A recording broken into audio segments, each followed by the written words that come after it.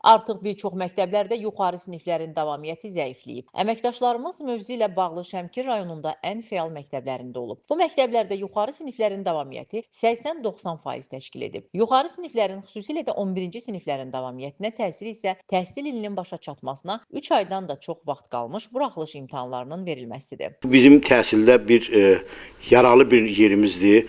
Mart ayının 3-də şagirdlər buraxılış imtahanından imtahan verirlər və bunların mart, aprel, may, iyun 15-nə qədər 4 ay bunların proqramları qalır tala. Bu proqramlar öyrənilmir və proqramlar imtahana salınmır. May ayının hələ şagirdlər orta məktəbi qurtarmamış, may ayının sonunda blok imtahanı verilir. Bu əlbəttə mənfi təsir göstərir. Bu heç kim deyə bilməz ki, bizə müsbət təsir göstərir. Bu bizim davamiyyətimizə həmişə mənfi təsir göstərir. Məktəb haqqında onu qeyd edə bilərəm ki, hal-hazırda məktəbimizdə bir məktəbə hazırlıq qrupu fəaliyyət göstərir. Bundan əlavə olaraq 580 nəfər şagird var. 580 nəfər şagirdin təlim tərbiyəsi ilə 70-dən çox işçi məşğul olur.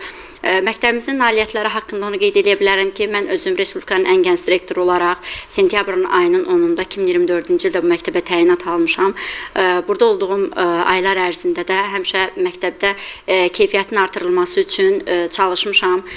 Çalışmağımızın nəticəsi olaraq kollektiv olaraq onu göstərir ki, hal-hazırda Respublika fənn müsabiqəsində və Lütfüzadə Olimpiadasında 2 finalistimiz var.